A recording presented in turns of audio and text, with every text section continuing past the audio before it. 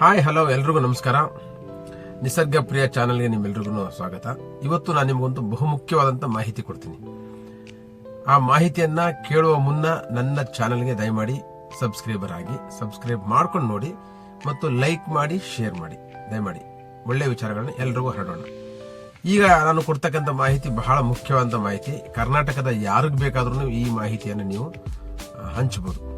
ಏನಂದ್ರೆ, ಕರ್ನಾಟಕ ರಾಜ್ಯ ಮುಕ್ತ ವಿಶ್ವವಿದ್ಯಾನಿಲಯ ಮೈಸೂರಿನಲ್ಲಿದೆ, ನಿಮಗೆ ಗೊತ್ತಿರುತ್ತೆ. ಸೊ ಇಲ್ಲಿ ಮತ್ತೆ ಜುಲೈ ಸೈಕಲ್ನ ಅಡ್ಮಿಷನ್ಗೆ ಕಾಲ್ ಮಾಡಿದ್ದಾರೆ. BA, BSc, MA, MSc, MCom, MBA ಹೀಗೆ ಎಲ್ಲಾ ಕೋರ್ಸ್ಗಳಿಗೆ ಈಗ ಮತ್ತೊಮ್ಮೆ ಅಡ್ಮಿಷನ್ ನಡೀತಾ ಇದೆ. ಅಡ್ಮಿಷನ್ ಪ್ರಕ್ರಿಯೆ ಶುರುವಾಗಿದೆ. ಜುಲೈ ಆವೃತ್ತಿ ಅಂತ ಕರಿತಿದ್ದೇನೆ. ಒಂದು ಜನವರಿ ಸೈಕಲ್ ಅಂತಾರೆ, ಮತ್ತೊಂದು ಜುಲೈ ಸೈಕಲ್. ಈಗ ಜುಲೈ ಸೈಕಲ್ ಅಡ್ಮಿಷನ್ಸ್ ಸ್ಟಾರ್ಟ್ ಆಗಿದೆ. ಹಾಗಾಗಿ ಯಾರ್ಯಾರು ನಿಮ್ಮ ಕನಸುಗಳು ಇಟ್ಕೊಂಡು ಡಿಗ್ರಿ ಮಾಡಬೇಕು ಅನ್ನೋ ಕನಸುಗಳು, ಬೇರೆ ಬೇರೆ ಕೆಲಸಕ್ಕೆ ಸೇರ್ಕೊಂಡಿರ್ತೀರಾ, PUC ಆದ ನಂತರ ಅಥವಾ ಡಿಗ್ರಿ ಆದ ನಂತರ ಬೇರೆ ಬೇರೆ ಕೆಲಸಕ್ಕೆ ಸೇರ್ಕೊಂಡಿರ್ತೀರಾ, ಮಾಸ್ಟರ್ ಡಿಗ್ರಿ ಮಾಡಬೇಕು ಅನ್ನೋ ಕನಸಿರುತ್ತೆ. ಹಾಗಾಗಿ ನಿಮ್ಮ ಕನಸುಗಳನ್ನ ಮತ್ತೆ ಸಾಕಾರಗೊಳಿಸ್ಕೊಳ್ಳೋದಕ್ಕೆ ಈಗ ಒಂದು ಕರ್ನಾಟಕ ರಾಜ್ಯ ಮುಕ್ತ ವಿಶ್ವವಿದ್ಯಾನಿಲಯ ಪ್ಲಾಟ್ಫಾರ್ಮ್ ಆಗಿದೆ. ಕಾಲ್ ಮಾಡಿದ್ದಾರೆ. ಕೇಂದ್ರ ಸ್ಥಾನ ಅಂತ ಕರೀತಾರೆ, ಮೈಸೂರಿನಲ್ಲಿ ಇರತಕ್ಕಂಥ ಹೆಡ್ ಕ್ವಾರ್ಟರ್ಸ್. ಈ ಹೆಡ್ ಕ್ವಾರ್ಟರ್ಸ್ ನಲ್ಲಿ ಕೂಡ ನೀವು ಅಡ್ಮಿಷನ್ ಆಗಬಹುದು, ಅಥವಾ ಎಲ್ಲಾ ಜಿಲ್ಲೆಗಳಲ್ಲೂ, ರಾಜ್ಯದ ಎಲ್ಲಾ ಜಿಲ್ಲೆಗಳಲ್ಲೂ ಇದರ ರೀಜನಲ್ ಸೆಂಟರ್ಸ್ ಅಂತ, ಕರ್ನಾಟಕ ರಾಜ್ಯ ಮುಕ್ತ ವಿಶ್ವವಿದ್ಯಾನಿಲಯ ಪ್ರಾದೇಶಿಕ ಕೇಂದ್ರಗಳು. ಆ ಪ್ರಾದೇಶಿಕ ಕೇಂದ್ರಗಳಲ್ಲಿ ನೀವು ಹೋಗಿ ಅಡ್ಮಿಷನ್ ಆಗಬಹುದು. ಅಥವಾ ಪ್ರಾದೇಶಿಕ ಕೇಂದ್ರಗಳಿಗೆ ಒಳಗೊಂಡಂತೆ ಸ್ಟಡಿ ಸೆಂಟರ್ಸ್ ಅಂತ ಬೇರೆ ಬೇರೆ ಕಾಲೇಜುಗಳನ್ನ ಕೂಡ ಗುರುತಿಸಿರ್ತಾರೆ.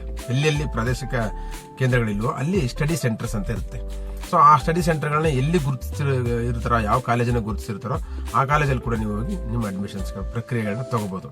ಅಡ್ಮಿಷನ್ಗೆ ನೀವು ಫೀಸ್ ಕಟ್ಟುವಾಗ ನೀವು ಕರ್ನಾಟಕ ರಾಜ್ಯ ಮುಕ್ತ ವಿಶ್ವವಿದ್ಯಾನಿಲಯದ ವೆಬ್ಸೈಟ್ ಇದೆ, www.ksoumysore.ac.in. ಇದು ಇಲ್ಲಿನ ವೆಬ್ಸೈಟ್. ಈ ವೆಬ್ಸೈಟ್ಗೆ ಹೋದ್ರೆ ಈ ವೆಬ್ಸೈಟ್ ನಲ್ಲಿ ನಿಮಗೆ ಮಾಹಿತಿ ಸಿಗುತ್ತೆ, ಅಲ್ಲಿ ಅಡ್ಮಿಷನ್ಸ್ ಮಾಹಿತಿ ಸಿಗುತ್ತೆ. ಅದು ನೋಡ್ಕೊಂಡು ಅಲ್ಲೇ ಫೀಸ್ ಕಟ್ಟಬೇಕಾಗುತ್ತೆ. ನೀವು ಎಲ್ಲ ಫೀಸ್ ಪ್ರಕ್ರಿಯೆನ ಅಲ್ಲೇ ಮುಗಿಸಬಹುದು. ಸೊ ಫೀಸ್ ಕಟ್ಟಿ ನಿಮ್ಗೆ ಬೇಕಾದಂತ ಎಲ್ಲ ಡಾಕ್ಯುಮೆಂಟ್ಸ್ ಗಳನ್ನ ಇಟ್ಟುಕೊಂಡು ಆ ಫೀಸ್ ಕಟ್ಟಿರೋ ರಿಸಿಪ್ಟ್ ನ ಡೌನ್ಲೋಡ್ ಮಾಡ್ಕೊಂಡು ತಂದು ನೀವು ಕೇಂದ್ರ ಕಚೇರಿಯಲ್ಲಿ ಅಥವಾ ಪ್ರಾದೇಶಿಕ ಕಚೇರಿಗಳಲ್ಲಿ ಅದನ್ನ ಸಬ್ಮಿಟ್ ಮಾಡಿದ್ರೆ ನಿಮ್ಮ ಅಡ್ಮಿಷನ್ ಆಗುತ್ತೆ. ಈಸಿ.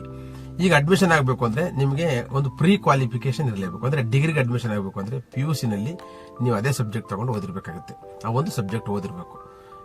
BA ದಲ್ಲಿ ಯಾವ ಸಬ್ಜೆಕ್ಟ್ ಆಗುತ್ತೋ ಅದು PUC ನಲ್ಲಿ ಒಂದು ಸಬ್ಜೆಕ್ಟ್ ಆಗಿ ಓದಿರ್ಬೇಕು. ಅಥವಾ MA ಯಾವ ತಗೊಳ್ತೀರಾ ಅದರಲ್ಲಿ ಒಂದು ಸಬ್ಜೆಕ್ಟ್ ನೀವು ಡಿಗ್ರಿನಲ್ಲಿ ಓದಿರ್ಬೇಕು. ಅಂದ್ರೆ ಪ್ರೀ ಕ್ವಾಲಿಫಿಕೇಶನ್, ಅದಕ್ಕೆ ಕ್ವಾಲಿಫಿಕೇಶನ್ ಇರಬೇಕು. MSc ತಗೊಳ್ಳುವಾಗಲೂ ಅಷ್ಟೇ. MSc ನಿಮಗೆ ಮ್ಯಾಥಮೆಟಿಕ್ಸ್ ಇದೆ, ಮತ್ತು ಕೆಮಿಸ್ಟ್ರಿ ಇದೆ, ಝುವಾಲಜಿ ಇದೆ, ಬಾಟನಿ ಇದೆ, ಎನ್ವೈರನ್ಮೆಂಟಲ್ ಸೈನ್ಸ್ ಇದೆ. ಸೊ ಇವೆಲ್ಲ ಸಬ್ಜೆಕ್ಟ್ಸ್ MSc ನಲ್ಲಿ ಮಾಡಬಹುದು. ಸೊ MA ನಲ್ಲೂ ನಿಮಗೆಲ್ಲ ಸಬ್ಜೆಕ್ಟ್ ಸಿಗುತ್ತೆ, B.Ed ಸಿಗುತ್ತೆ. ಸೊ ಇಷ್ಟು ಕೋರ್ಸ್ಗಳಿಗೆ ನೀವು ಅಡ್ಮಿಷನ್ ನ ತೆಗೆದುಕೊಳ್ಳಬಹುದು. ಮತ್ತು ಈಗಿನ ಕರ್ನಾಟಕ ಎಜುಕೇಶನ್ ನಿಯಮ ಇರ್ಬೋದು ಅಥವಾ UGC ನಿಯಮಾವಳಿ ಪ್ರಕಾರ ಕೂಡ 2 ಡಿಗ್ರಿಗಳನ್ನ ಮಾಡಬಹುದು. ಈಗಾಗಲೇ ನೀವೆಲ್ಲಾದ್ರೂ B.Ed ಮಾಡ್ತಾ ಇದ್ರೆ ಇಲ್ಲಿ ನೀವು ಮಾಸ್ಟರ್ಸ್ ಗಳನ್ನ ಮಾಡಬಹುದು, ಅಥವಾ ಯಾವ್ದಾದ್ರು ಡಿಪ್ಲೊಮಾ ಮಾಡ್ತಾ ಇದ್ರೆ ಇಲ್ಲಿ ಕೂಡ ಒಂದು ಡಿಗ್ರಿಗೆ ನೀವು ಅಡ್ಮಿಷನ್ ಆಗಬಹುದು. ಸೊ ಎರಡನ್ನೂ ಸೈಮಲ್ಟೇನಿಯಸ್ ಆಗಿ ಮಾಡುವಂತ ಅವಕಾಶ ಇದೆ. ಜೊತೆಗೆ ನೀವು ಯೋಚನೆ ಮಾಡ್ತಿರ್ಬೋದು, ಮುಕ್ತ ವಿಶ್ವವಿದ್ಯಾನಿಲಯದ ಡಿಗ್ರಿಗೆ ಮಾನ್ಯತೆ ಇದೆಯಾ ಅಂತ. ಖಂಡಿತವಾಗ್ಲೂ UGC ಮಾನ್ಯತೆ ಎಲ್ಲಾ ಡಿಗ್ರಿಗಳಿಗೂ ಇದೆ. ಒಂದು ಕನ್ವೆನ್ಷನಲ್ ಯೂನಿವರ್ಸಿಟಿ ಅಂತ ಏನ್ ಕರಿತೀವಲ್ಲ, ಅಥವಾ ರೆಗ್ಯುಲರ್ ಯೂನಿವರ್ಸಿಟಿನಲ್ಲಿ ಏನ್ ಡಿಗ್ರಿ ಕೊಡ್ತಾರೋ ಅಷ್ಟೇ ಕ್ವಾಲಿಫೈ ಇರತಕ್ಕಂಥ ಡಿಗ್ರಿಯನ್ನ ಕರ್ನಾಟಕ ರಾಜ್ಯ ಮುಕ್ತ ವಿಶ್ವವಿದ್ಯಾನಿಲಯ ಕೊಡುತ್ತೆ. ಮತ್ತು ಈ ಡಿಗ್ರಿ ಆ ಡಿಗ್ರಿ ಎಲ್ಲವೂ ಸಮನಾದ ಡಿಗ್ರಿಗಳು ಅಂತ UGC ಕನ್ಸಿಡರ್ ಮಾಡಿದೆ. ಹಾಗಾಗಿ ಅದ್ರ ಬಗ್ಗೆ ಆತಂಕ ಬೇಕಾಗಿಲ್ಲ. ಮತ್ತು ಈಗ ಸಾಕಷ್ಟು ಇನ್ಫ್ರಾಸ್ಟ್ರಕ್ಚರ್, ಬಿಲ್ಡಿಂಗ್ಸ್ ಗಳಿರ್ಬೋದು, ಟೀಚಿಂಗ್ ಫ್ಯಾಕಲ್ಟಿ ಇರ್ಬೋದು, ಎಲ್ಲ ಇರೋದ್ರಿಂದ ಸರಳವಾಗಿ ನೀವು ನಿಮ್ಮ ಎಜುಕೇಶನ್ ಕಂಟಿನ್ಯೂ ಮಾಡಬಹುದು. ಸೊ ಅದಕ್ಕೆ ಅವಕಾಶ ಇದೆ. ಮತ್ತು ಯಾರ್ಯಾರು BPL ಹೋಲ್ಡರ್ಸ್ ಇದ್ದಾರೆ, ಡಿಫೆನ್ಸ್ ಅಥವಾ ಎಕ್ಸ್ ಸರ್ವಿಸ್ ಮೆನ್ಗಳ ಮಕ್ಕಳು ಇದ್ದಾರೆ, ಅಥವಾ ಎಕ್ಸ್ ಸರ್ವಿಸ್ ಮೆನ್ಗಳೇ ಓದಬೇಕು ಅಂತ ಅನ್ಕೊಂಡಿರ್ತಾರೆ, ಎಜುಕೇಶನ್ ಕಂಟಿನ್ಯೂ ಮಾಡಬೇಕು ಅನ್ಕೊಂಡಿದ್ರೆ, ಅಥವಾ ಕ್ಯಾಬ್ ಡ್ರೈವರ್ಗಳು ಮಕ್ಕಳು, ಅಥವಾ ಕ್ಯಾಬ್ ಡ್ರೈವರ್ಗಳೇ ಆಗಿರ್ಬೋದು, ಆಟೋ ಓಡಿಸುವಂತವ್ರು, ಅವರಿಗೆ ಪ್ರೀ ಕ್ವಾಲಿಫಿಕೇಶನ್ ಇದ್ದು ಡಿಗ್ರಿ ಮಾಡ್ಕೋಬೇಕು ಅನಿಸಿದ್ರೆ, ಅಥವಾ ಆಟೋ ಓಡಿಸುವವರ ಡ್ರೈವರ್ಗಳ ಮಕ್ಕಳಿರ್ಬೋದು, ಅವರಿಗೆ KSRTC ಯಾವುದೇ ವಿಭಾಗದ, ಈ ನಾರ್ತ್ ವೆಸ್ಟ್ ಕರ್ನಾಟಕ ಇರ್ಬೋದು, ಅಥವಾ ನಾರ್ತ್ ಕರ್ನಾಟಕ, ಈಸ್ಟ್ ಕರ್ನಾಟಕ ಅಂತ KSRTC ಇದೆಯಲ್ಲ, ಹೀಗೆ KSRTC ಯಾವುದೇ ಡ್ರೈವರ್ಗಳಾಗಿರ್ಬೋದು, ಅಥವಾ ಆ ಡ್ರೈವರ್ಗಳ ಕುಟುಂಬಸ್ಥರಾಗಿರ್ಬೋದು, ಮಕ್ಕಳಾಗಿರ್ಬೋದು, ಇವರೆಲ್ಲರೂ ಅಡ್ಮಿಷನ್ ತಗೊಂಡ್ರೆ ಅಂತಹವರಿಗೆ ಕರ್ನಾಟಕ ರಾಜ್ಯ ಮುಕ್ತ ವಿಶ್ವವಿದ್ಯಾನಿಲಯ 10% ಒಂದು ಕನ್ಸೆಷನ್ ಕೊಡುತ್ತೆ ಫೀಸಲ್ಲಿ, ಟ್ಯೂಷನ್ ಫೀಸಲ್ಲಿ. ಅದಲ್ಲದೆ ಕೋವಿಡ್ ಆಗಿ ತಂದೆ ತಾಯಿಗಳು ಕಳ್ಕೊಂಡಿರ್ತಕ್ಕಂಥ ಮಕ್ಕಳು ತಮ್ಮ ಎಜುಕೇಶನ್ ಕಂಟಿನ್ಯೂ ಮಾಡಬೇಕು ಅಂತಂದ್ರೆ ಅವರಿಗೆ ಫ್ರೀ ಎಜುಕೇಶನ್ ಕೊಡುತ್ತೆ. ಫ್ರೀ, ಅವ್ರ ಫೀಸೇ ಕಟ್ಟಂಗಿಲ್ಲ.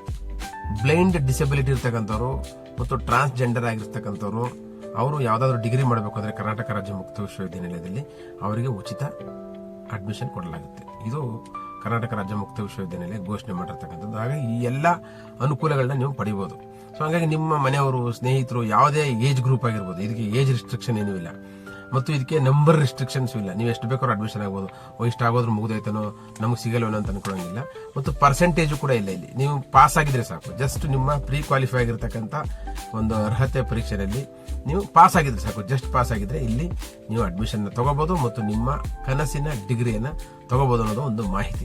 ಇದಿಷ್ಟು ಮಾಹಿತಿನ ನೀವು ಯಾರಿಗಾದ್ರೂ ಹಂಚಿ, ನಿಮ್ಮ ಅಕ್ಕಪಕ್ಕದಲ್ಲಿ ಯಾರಾದ್ರೂ ಇರ್ತಾರೆ, ಕರ್ನಾಟಕ ರಾಜ್ಯದಾದ್ಯಂತ ಮತ್ತು ಕರ್ನಾಟಕದ ಹೊರಗಿನ ರಾಜ್ಯಗಳಿಗೂ ಕೂಡ ನೀವು ಇದನ್ನು ವಿಸ್ತರಿಸಬಹುದು. ಹಾಗಾಗಿ ನಿಮ್ಮ ಕನಸಿನ ಡಿಗ್ರಿಯನ್ನು ಪಡೆದುಕೊಳ್ಳಲು ಮತ್ತೊಂದು ಅವಕಾಶ ಕರ್ನಾಟಕ ರಾಜ್ಯ ಮುಕ್ತ ವಿಶ್ವವಿದ್ಯಾನಿಲಯದಲ್ಲಿ ಸಿಗ್ತಾ ಇದೆ. ಈ ಜುಲೈ ಸೈಕಲ್ ಸಂದರ್ಭದಲ್ಲಿ ಹೊಸ ವಿಸಿ ಬಂದಿದ್ದಾರೆ. ಅವರು ತಮ್ಮದೇ ಅಂತ ಹೊಸ ಕನಸುಗಳನ್ನ ಈ ವಿಶ್ವವಿದ್ಯಾನಿಲಯದ ಮೇಲೆ ಇಟ್ಕೊಂಡಿದ್ದೀನಿ ಅಂತ ಹೇಳಿದ್ದಾರೆ. ಮತ್ತು ವಿದ್ಯಾರ್ಥಿ ಸ್ನೇಹಿಗಳಾಗಿರ್ಬೇಕು ವಾತಾವರಣ, ಮತ್ತು ವಿದ್ಯಾರ್ಥಿ ಸ್ನೇಹಿಯಾಗಿ ನಾವು ಡಿಗ್ರಿಗಳನ್ನ ಕೊಡಬೇಕು. ವಿದ್ಯಾರ್ಥಿಗಳೇ ಪ್ರಮುಖ ಇಲ್ಲಿ ಕಲಿಕಾರ್ಥಿಗಳು ಅಥವಾ ವಿದ್ಯಾರ್ಥಿಗಳು ಅಂತ ಕರೀತಲ್ಲ ಅವರು. ಹಾಗಾಗಿ ಅವರೆಲ್ಲರ ಸೆಂಟ್ರಿಕ್ ಆಗಿ ಕ್ಷೇಮಾಭಿವೃದ್ಧಿಗೆ ನಾವು ಕೆಲಸ ಮಾಡಬೇಕು ಅನ್ನುವಂತ ಹಿಂಟ್ಸ್ ಗಳನ್ನ ಕೊಟ್ಟಿದ್ದಾರೆ. ಹಾಗಾಗಿ ಅವರ ಒಂದು ವೈಸ್ ಚಾನ್ಸಲರ್ಶಿಪ್ ಅಲ್ಲಿ ಬೇಕಾದಷ್ಟು ಬದಲಾವಣೆಗಳನ್ನು ಕೂಡ ವಿಶ್ವವಿದ್ಯಾಲಯ ನಿರೀಕ್ಷೆ ಮಾಡ್ತಾ ಇದೆ ಮತ್ತು ಬದಲಾವಣೆಗಳ ಸಾಧ್ಯತೆ ಇದೆ.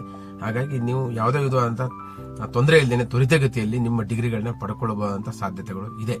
ಹಾಗಾಗಿ ಯಾರ್ಯಾರಿಗೆ ಆಸಕ್ತಿ ಇದೆಯೋ ಅವರೆಲ್ಲರೂ ಇದನ್ನ ಫಾರ್ವರ್ಡ್ ಮಾಡಿ. ಇದು ನನ್ನ ವೈಯಕ್ತಿಕ ಇಚ್ಛಾಶಕ್ತಿಯಿಂದ ಇದನ್ನ ನಿಮ್ಗೆಲ್ರಿಗೂ ಹೇಳ್ತಾ ಇದ್ದೀನಿ. ನಿಮ್ಗೆ ಗೊತ್ತಿರತಕ್ಕಂಥ ಸ್ನೇಹಿತರುಗಳಿಗೆ, ನೆಂಟರುಗಳಿಗೆ ಅಥವಾ ನಿಮ್ಗೆ ಯಾರೇ ಪರಿಚಯ ಇದ್ರು ಅವ್ರಿಗೆ ಇದನ್ನು ಫಾರ್ವರ್ಡ್ ಮಾಡಿ. ಅವ್ರಿಗೆ ಅನುಕೂಲ ಆಗುತ್ತೆ. ಏನಾದ್ರು ಜಾಸ್ತಿ ಮಾಹಿತಿ ಬೇಕು ಅಂತಂದ್ರೆ ಇದಕ್ಕೆ ಸಂಬಂಧಪಟ್ಟಂಗೆ, ಅಡ್ಮಿಷನ್ ಸಂಬಂಧಪಟ್ಟಂಗೆ, ಡಿಗ್ರಿಗೆ ಸಂಬಂಧಪಟ್ಟಂಗೆ ನೀವು ಅಲ್ಲಿ ಕರ್ನಾಟಕ ರಾಜ್ಯ ಮುಕ್ತ ವಿಶ್ವವಿದ್ಯಾನಿಲಯದ ವೆಬ್ಸೈಟ್ ಅಲ್ಲೇ ಇದನ್ನ ಗಮನಿಸಬಹುದು. ನಿಮಗೆ ಬೇಕಾದಂತ ವಿಭಾಗ ಯಾವುದೇ ಸಬ್ಜೆಕ್ಟ್, ಎಕನಾಮಿಕ್ಸ್, ಹಿಸ್ಟ್ರಿನೋ, ಸೋಷಿಯಾಲಜಿನೋ, ಬಾಟ್ನಿನೋ, ಜುವಾಲಜಿನೋ, ಕೆಮಿಸ್ಟ್ರಿಯೋ, ಇದೆಲ್ಲ ಸಬ್ಜೆಕ್ಟ್ ಸಂಬಂಧಪಟ್ಟಂತೆ ಅಲ್ಲಿ ವಿಭಾಗವಾರು ನಿಮಗೆ ಮಾಹಿತಿಗಳು ಸಿಗ್ತವೆ. ಮತ್ತು ಆ ವಿಭಾಗವಾರು ಯಾರನ್ನ ನೀವು ಸಂಪರ್ಕಿಸಬೇಕು ಅನ್ನೋದ್ರ ಬಗ್ಗೆ ಕೂಡ ಮಾಹಿತಿ ಸಿಗುತ್ತೆ. ಒಂದು ವೇಳೆ ನಿಮಗೆ ಸಿಗಲಿಲ್ಲ ಅಂದ್ರೂ ನೀವು ನನ್ನೇ ಸಂಪರ್ಕ ಮಾಡಬಹುದು. ನಾನು ಕೂಡ ಮಾಹಿತಿ ಕೊಡ್ತೀನಿ ನಿಮಗೆ. ಹಾಗಾಗಿ ಇದೊಂದು ಸೋಷಿಯಲ್ ಅವೇರ್ನೆಸ್ ಅಂತ ತಿಳ್ಕೊಂಡು, ಅವೇರ್ನೆಸ್ ಇಲ್ಲದೇ ಇರೋರಿಗೆ ಈ ಮಾಹಿತಿಯನ್ನು ಹಂಚಿ ಅಂತ ನಾನು ನಿಮ್ಮಲ್ಲಿ ಕೇಳ್ಕೊತೀನಿ. ಸಾಮಾಜಿಕ ನಿಮ್ಮ ಜವಾಬ್ದಾರಿಯನ್ನು ಮೆರೆದಿ ಅಂತ ಕೇಳ್ಕೊತೀನಿ. ನನ್ನ ಸಾಮಾಜಿಕ ಜವಾಬ್ದಾರಿಯನ್ನು ಮೆರೆದಿನಿ. ನಮಸ್ಕಾರ. ಮತ್ತೊಮ್ಮೆ ಮತ್ತೊಂದು ವಿಡಿಯೋ ಮುಖಾಂತರ ಸಿಗೋಣ.